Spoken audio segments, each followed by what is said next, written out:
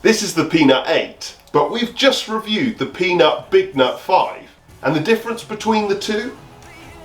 1 brick in each side. Somehow that has an effect of 2% of efficiency and 3 kilowatts of heat output. Something strange going on. Please like and subscribe.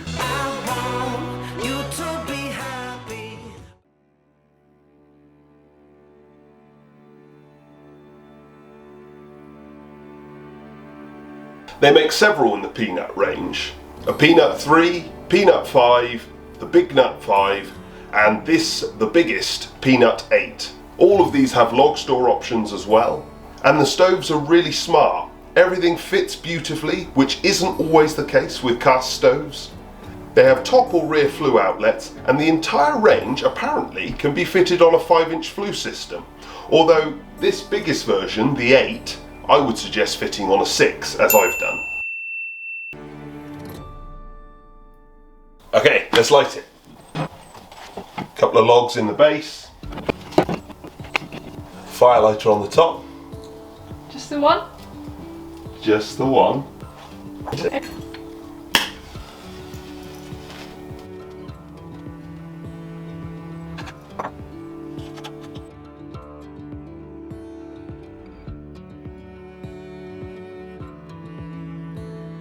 They're all DEFRA approved, and you can't remove that DEFRA kit, which means they're all very clean on the glass. They're also eco-design ready, and this particular one is 77.9% efficient.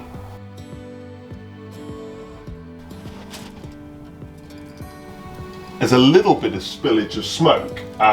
Just when you initially open, there's a bit coming out. It's not too bad.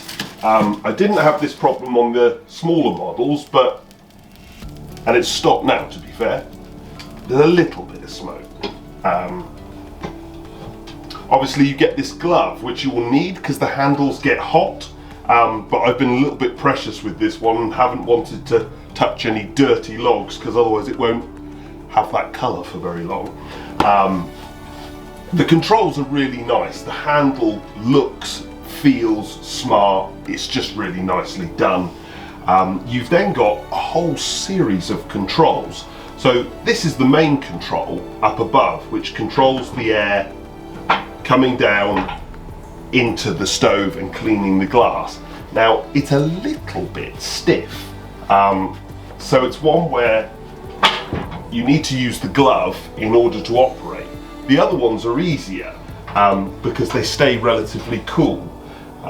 This one is allowing air underneath the fuel, and it has a sort of riddling system for allowing the ash down into the ash pan, and it will only actually allow air up through if the ash pan itself is also open.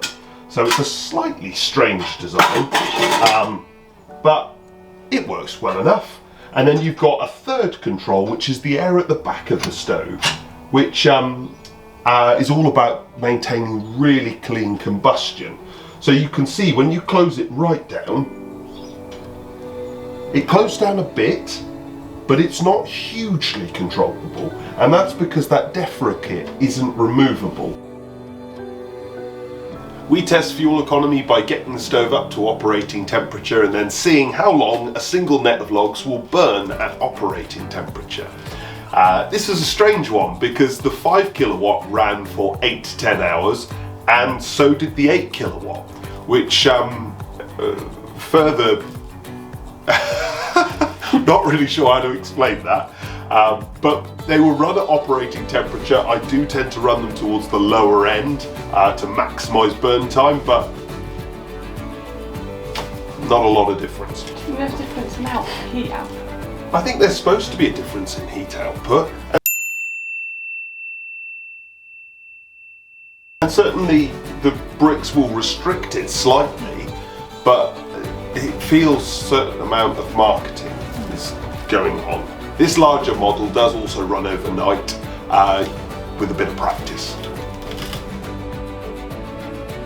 As you may already know from other videos about these stoves, I'm not a fan of the ash pan air vent setup, and the white glove is not perfect, and I really wish the DEFRA kit was removable.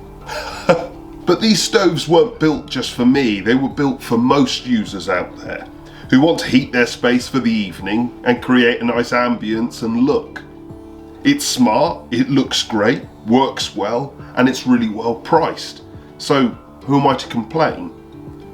I've already produced a review on the 5 kilowatt version, and if you're wanting a wood burning stove for evenings and weekends that looks smart, has a nice feel, and is enjoyable to use, then a Peanut stove might be for you.